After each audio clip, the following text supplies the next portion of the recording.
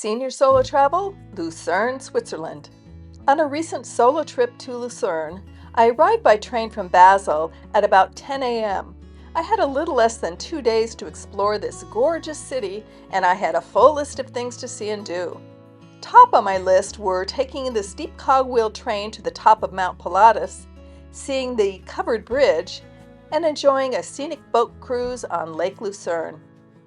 I mapped out an itinerary for both days, which didn't always go according to plan. I'll share the ins and outs of both days of touring, and at the end of the video, share some suggestions for anyone traveling to Lucerne. Day 1. My first destination was the iconic covered bridge, which spans the Reuss River.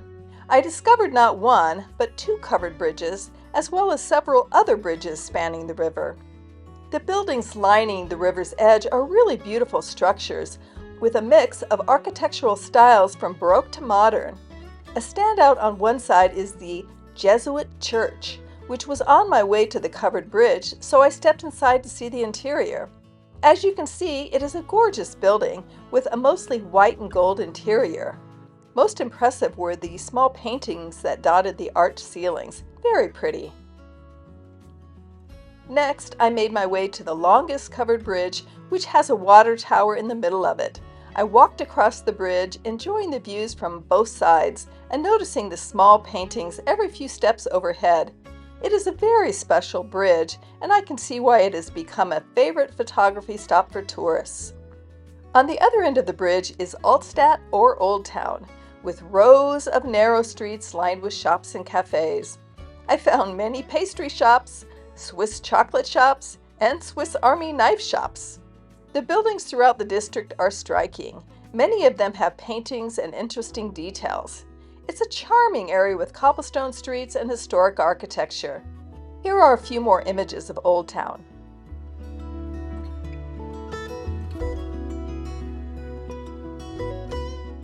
Eventually, I found a restaurant so I could eat looking out at the river. It was a bit overpriced, but I forgave them for the views and serene atmosphere. Next on my list was the Lions Monument, but Google Maps kept turning me in opposite directions, so I gave up and headed towards Lake Lucerne. By the shore is another historic building, the Church of St Leodegar, also known as Hofskirche. It is a prominent landmark with twin towers. You notice it immediately when standing on the shore of Lake Lucerne. The inside has beautiful arched ceilings, an impressive pulpit, gold altars, and intricate wood carvings. Outside is a pretty courtyard and small cemetery. From the church, I decided to walk along the shore in the direction of the Swiss Museum of Transport. It was a 30-minute walk, but I liked the idea of taking in the views along the shore. I discovered this beautiful tree-lined promenade hugging the shore and some pretty buildings along the way. It took me much longer than 30 minutes because I was stopping to take pictures, since it was such a scenic walk. Once I got to the museum, I discovered an entire complex of activities. Besides the Transport Museum, there was a planetarium, a film theater, a Lindt chocolate experience, and other interactive exhibits. This would be a great place to entertain children.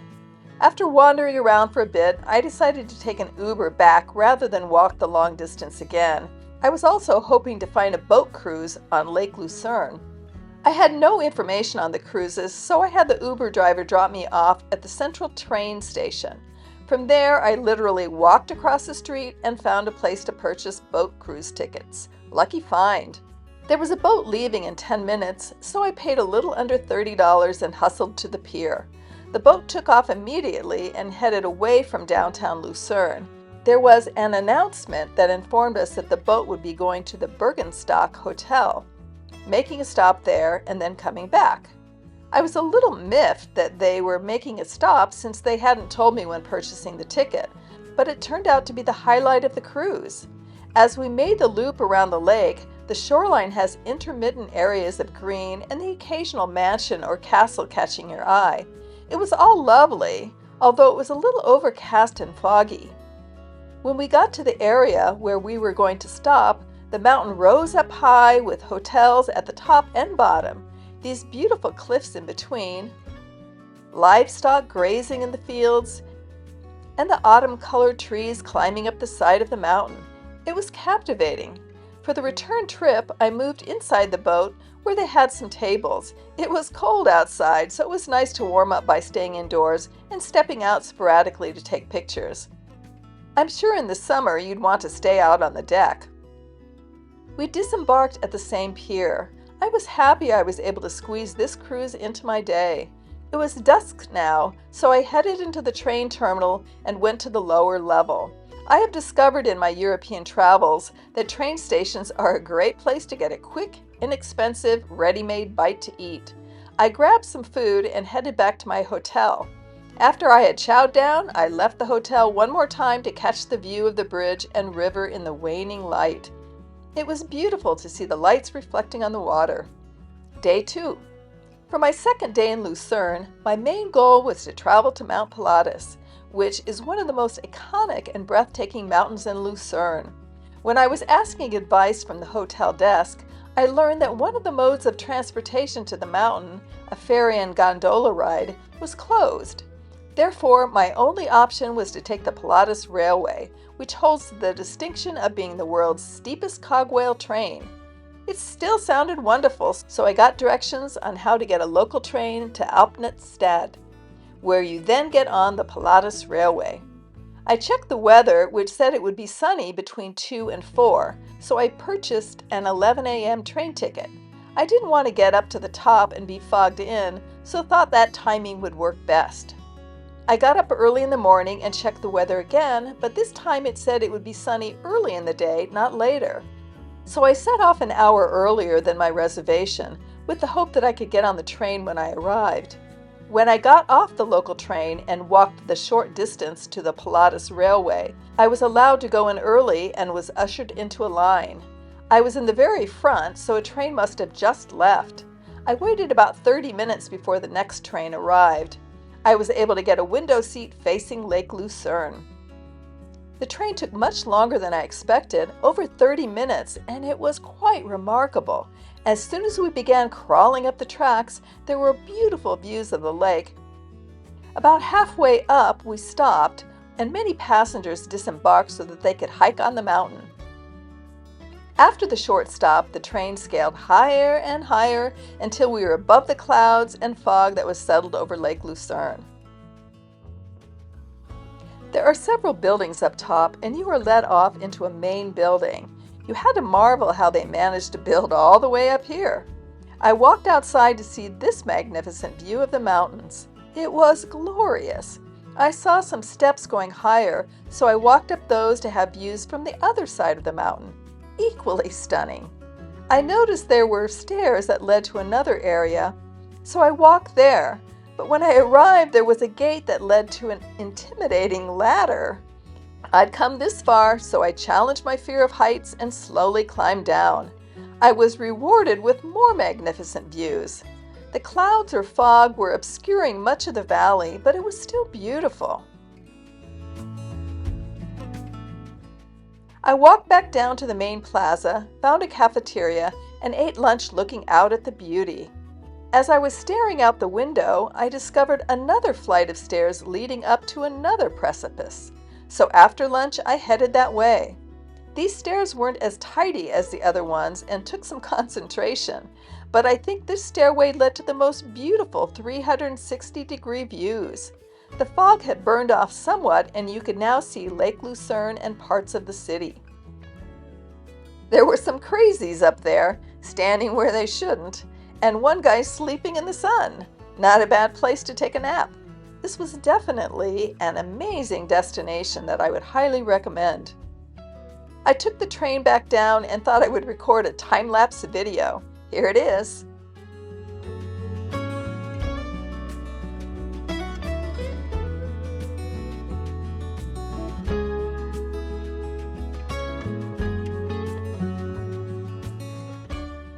Again, the views on the train were spectacular, and now with less fog, you could really see the lake. Once off the train, I walked to the local train platform and noticed the train going to Lucerne was in the station. Everyone was running to get on it, so I ran too. I got off at the Lucerne stop, but it turned out to be the wrong one. I guess there are more than one Lucerne stops. I was only 30 minutes from my hotel though, so I took the opportunity to walk. I always feel that if you make a mistake traveling, try to embrace it. I ended up seeing a new neighborhood with some pretty buildings along the way. I had two more places I planned to go, the Musegg Wall and the Lion Monument. I followed my GPS direction that led me to a roadblock, so had to detour. By the time I got to the top of the Musegg Wall, I felt like I had climbed a couple mountains. It is a well-preserved medieval fortification. This structure dates back to the 14th century and is part of the original city walls. The towers are certainly impressive. You can walk a short distance along the walls, and at the top, I was surprised to see a beach volleyball court and a climbing wall. Go figure! I didn't stay long here and wouldn't recommend it for anyone that doesn't like climbing. It takes a bit of work to get to the top. I then headed to the Lions Monument. It is an iconic Lucerne sculpture carved into sandstone rock. Quite amazing handiwork by the sculptor. The monument depicts a dying lion, a tribute to the Swiss guards who were massacred during the French Revolution. This monument is considered one of the most famous and moving sculptures in the world. It really does evoke some feeling when you look at it. Quite remarkable. On my way back to town, I took a few more photos since the sun was shining. Lake Lucerne looked so much brighter than the day before, and the covered bridge and the buildings lining the shore perked up in the sunlight. I walked back over the covered bridge one more time, and that was the end of my sightseeing in Lucerne. A couple suggestions for anyone planning a trip to Lucerne. If you are planning to go to Mount Pilatus, check the weather forecast. I've heard people getting to the top and not being able to see anything. Also, check the train and gondola schedule. I was there when they were doing gondola maintenance, and the train doesn't operate year-round. For solo travelers, the city felt very safe in all the locations I visited. For senior travelers, just know that the area surrounding the lake is sometimes hilly and may require elevation changes and stairs. The streets are also cobblestone, so the use of canes, walkers, and wheelchairs can be tricky. As always, if you have questions, feel free to ask in the comments section, and check out the Senior Solo Travel website and Travel Facebook forum where you can interact with other travelers. I have left links in the description below. And if you'd like to follow my senior and solo travel journeys, please like and subscribe. Next stop, Lugano, Switzerland.